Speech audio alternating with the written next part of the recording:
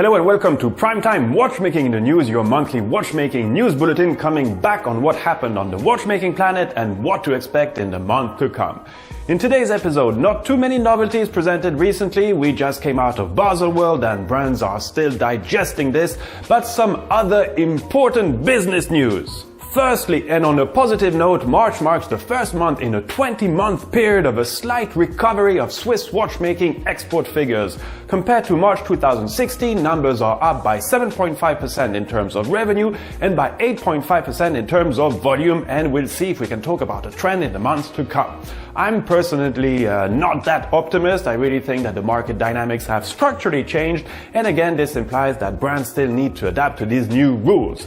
Nevertheless, it's still positive to note that these encouraging signs have been witnessed on almost every single market in terms of geography, and when it comes to timepiece segmentation, well, let's say that the portion of precious metal watches is still declining. So better priced and more affordable watches is still the way to go. But the big news of the month came from Breitling, reason why I'm wearing my old school Breitling from the early 70s. Yes, the brand just got sold to a private equity fund, CVC Capital Partners, and Breitling was one of the last important independent power brands out there, and the potentiality of this sale had been in the rumor mill for quite some time now. Without, or before I should say, doing a proper who's who on this iconic brand, let's quickly recall that the brand had been purchased and taken over in the 70s by Ernest Schneider when it was on the verge of going bankrupt in the midst of the very brutal quartz crisis. The brand remained family owned with his son Teddy overlooking the development of the brand until today. So what does this sale tell us, as it is the first big move in terms of merger and acquisition since quite a while in the industry, and I would say that the last big deal had been the purchase of Ulysse Nardin by Kering some almost 3 years ago. This current deal is nevertheless quite different, as before we had more seen portfolio consolidations of the big power groups, and this time the brand is going in much different hands with a pure financial approach to it. So we know that investment funds are not there for the beauty of the art, but simply to make money. There are no charitable consideration in this move. Well, we can say this for both ends of the transaction. As mentioned, Breitling had been in family-owned hands, and Teddy Schneider and his sister didn't really come to the same conclusion when it came to the future of the company, and this had a major impact on what just happened. There was apparently some potential interest by groups of the industry, but the asked selling price was set too high for anyone to make a move, especially in this not so favorable context for watchmaking, but also, and very importantly, because most of these groups already have in their portfolio what it takes to be positioned where Breitling stands. So sports watches, 5 to 10,000 Swiss francs to make it very simple, Swatch with Omega, LVMH with TAG, and more importantly with what is currently being done with Zenith.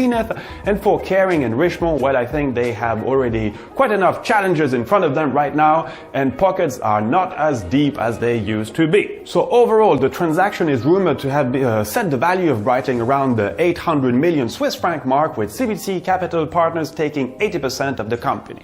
The remaining shares will remain in the personal hands of Mr. Schneider, but apparently the fund has also an option on these shares in the future.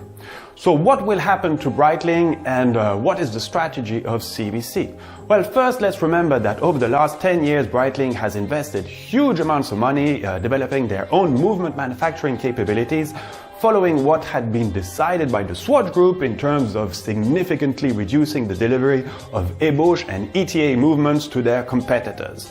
These investments reflected dearly on Breitling prices, as they often doubled or almost tripled over the last few years, and therefore positioned the watches head-to-head against such big names as Rolex and Omega. So obviously getting complicated, especially when you don't have the distribution power of the big groups or the players behind you. So we saw prices go up, volumes going down, and communication using the same strings it had been using for quite a while, and not necessarily talking any longer to younger generations of customer, not even mentioning that, for instance, in a market like China, well, the brand doesn't benefit from it.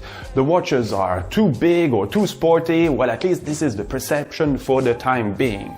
So probably a tough challenge ahead of CVC, especially that they have no experience when it comes to watchmaking, Breitling being the only watch brand or watch-related business in their investment portfolio. And just for the fun story, it represents approximately only 1% of their various assets. So CVC will probably succeed in rationalizing some costs, but what will be their impact on developing the brand and the revenues? Well, this is still to be seen. But we know from the start that such investors are there to make a return when it comes to dividends, but more importantly that it will most likely want to resell Breitling at a premium in a few years, and to do so when you already bought the brand at a pretty high price will not be a simple thing to achieve. So the future will tell us in a few years, and let's quickly remember what we saw at Baselworld with this smart collaboration between Breitling and Tudor, with this exchange of calibers between the two brands. Tudor providing their in-house three-hander and Breitling supplying the chronograph movement to Tudor.